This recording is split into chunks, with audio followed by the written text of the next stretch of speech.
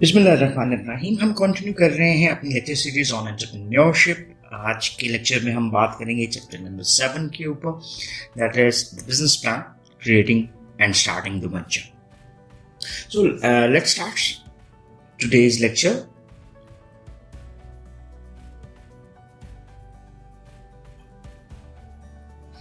सबसे पहले हम बात करते हैं कि प्लानिंग की इम्पोर्टेंस क्या होती है बिजनेस ऑपरेशंस में। Before going further into the detail of it, हमें थोड़ा सा रिवाइज करना पड़ेगा कि व्हाट इज प्लानिंग। बेसिकली किसी भी ऑर्गेनाइजेशन में जब हम उसके डिफरेंट प्रोसेसेस की बात करते हैं तो वहाँ पर ऑर्गेनाइजेशंस अपने गोल्स डेवलप कर रही होती है और इन गोल्स को अचीव करने के लिए वो स्ट्रेटजीज डिवाइस करती है so that they can easily achieve their goals. This whole process of devising strategies for the attainment of the goals and development of the goal, ये सारा प्रोसेस क्या कहलाता है? प्लानिंग। जैसे अगर हम मैनेजमेंट की बात करते हैं तो हमारे पास 4 फंक्शंस आते हैं: planning, organizing, leading and controlling. So planning का जो एक प्रोसेस ऑर्गेनाइजेशन में रन हो रहा होता है, उसकी बेसिक जो एक्टिविटीज़ हैं वो रिवॉल्व करती हैं around development of goals and development of strategies for the organization. अब हम बात करते हैं कि planning as part of the business operations, what these plans do for the companies. Plans basically provide guidance and structure in a rapidly changing market environment.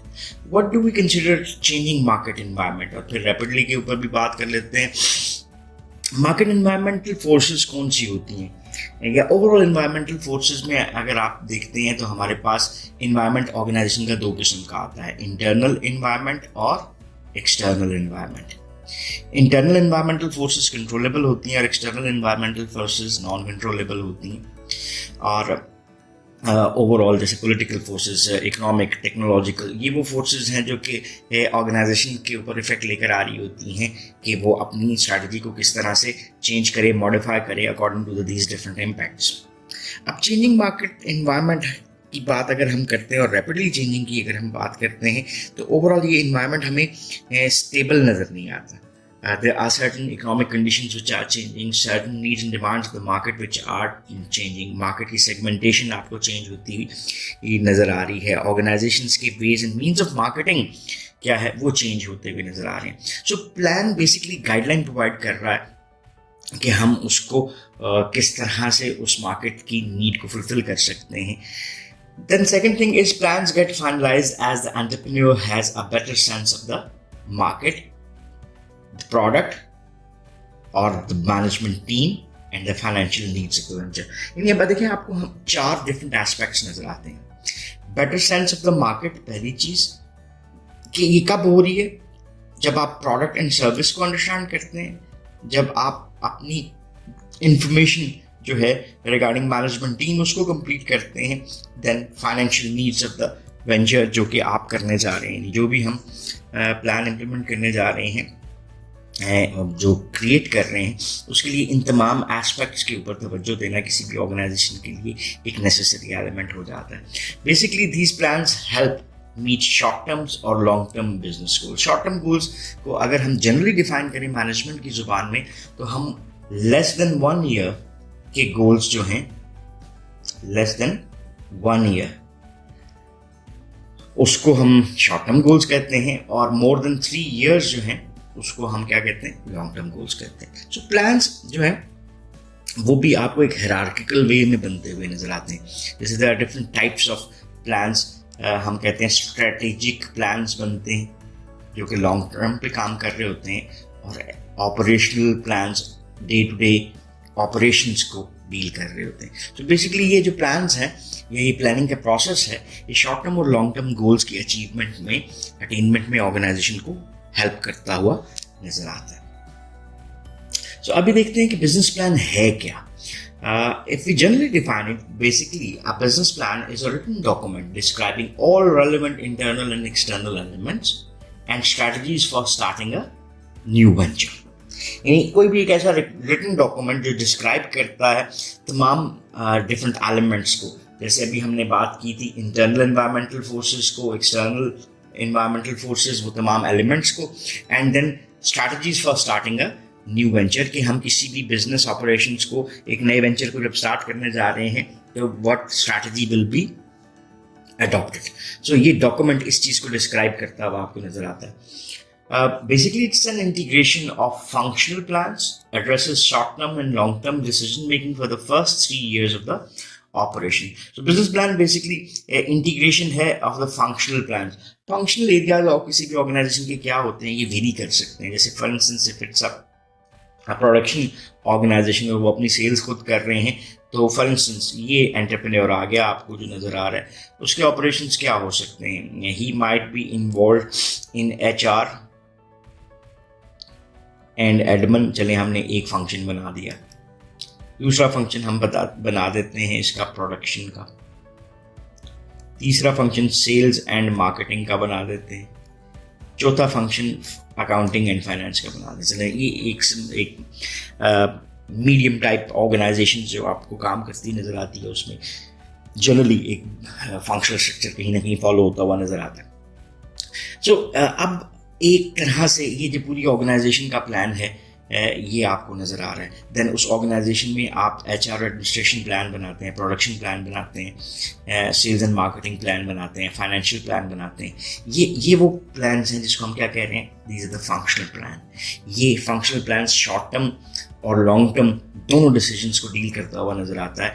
और ultimately हम एक तरह से 3 years ऑफ द ऑपरेशंस को align करते हुए नज़र आते हैं कि हमारा फॉर इंस्टेंस फर्स्ट ईयर ये आपको कैसे नज़र आ रहा है, then second year and then third year, इस तरह से आपको प्रोग्रेस करता हुआ नज़र आता है. बेसिकली ऑर्गेनाइजेशन की अपनी कुछ इस तरह की ऑब्जेक्टिविटी प्लान करती हुई नज़र आती है कि फर्स्ट ईयर में रेवेन्यूज़ क्या होंगे, एक्सपेंसेस क्या होंगे, सेल्स क्या होंगी, प्रोडक्शंस क्या होंगी, and then how we can proceed it in the next year. दूसरे साल में कितनी बेहतरी आएगी एंड तीसरे साल में कितनी बेहतरी आएगी. सो एक बिजनेस प्लान इन तमाम एस्पेक्ट्स को डील करता हुआ दिखाई देता है. नेक्स्ट जो हमारा एक क्वेश्चन बनता है कि ये बिजनेस प्लान को हमने डिस्क्राइब सा कर दिया, who should write the business plan. यानी किसी ऑर्गेनाइजेशन में कौन है वो जिसको हम रिस्पॉन्सिबल समझते हैं, जिसने ये सारा डॉक्यूमेंट क्रिएट करना होगा. So the plan should be prepared by the entrepreneur in consultation with other sources. अब ये एक जनरल सी गाइडलाइन बनती है. अगर फॉर इंस्टेंस मैं ए ऑर्गेनाइजेशन हूँ, या मैं B हूँ, या C हूँ, या D हूँ, all organisations are of different type. So उस ऑर्गेनाइजेशन के लिए यानी A के लिए बिजनेस प्लान कुछ और होगा, B के लिए, C के लिए और D के लिए कुछ और होगा. So basic responsibility stands with whom? That is the entrepreneur.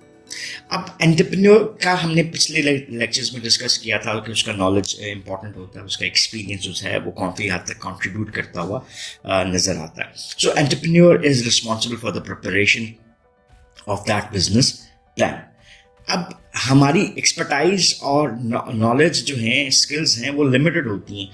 तो इसका मतलब क्या हुआ कि I might not be A master of all the different fields जो कि मुझे रिक्वायर्ड हैं अपने बिजनेस के लिए. तो मैं फिर क्या लेता हूँ, कंसल्टेशन लेता हूँ. वो कंसल्टेशन जो है वो कई सोर्सेज से हो सकती हैं. लाइक मैं कहता हूँ जी, they might be the friends, they might be the owner of some other businesses, they might be the consultants etcetera. So ये कंसल्टेशन आ गई आपकी कि जहां से आप इसको प्रेफर करते हैं. सो business plan is the responsibility of the entrepreneur so that he can develop that business plan along with consultation of other different sources. So different sources को हमने थोड़ा सा आइडिया कर लिया. So entrepreneur should make an objective assessment of his or her own skills before deciding to hire a consultant. ये जैसे हमने अभी पहले पॉइंट में बात की है कि एक इंडिविजुअल के पास नॉलेज भी है, एक्सपीरियंस भी है, स्किल्स भी हैं. If he is good enough then he can develop it on his own. और अगर वो समझता है कि if there is any requirement of it तो वो फिर कंसल्टेशन की तरफ भी जा सकता है. सो ये कंसल्टेशन का डिसीजन जो है उससे पहले एक ऑब्जेक्टिव क्रिटिकल असेसमेंट रिक्वायर्ड होती है एक इंडिविजुअल की अपनी नॉलेज की, स्किल्स की और एबिलिटीज़ की, कि उसकी बेस के ऊपर वो डिसाइड करे कि क्या वो खुद ये काम सारा करेगा या फिर उसको कंसल्टेशन रिक्वायर्ड है किसी दूसरे की तरफ से. So that's how we deal with who should write the business plan. अभी हम बात करते हैं कि what is the scope and value of the business plan. यानी ये बिजनेस प्लान कौन पढ़ेगा,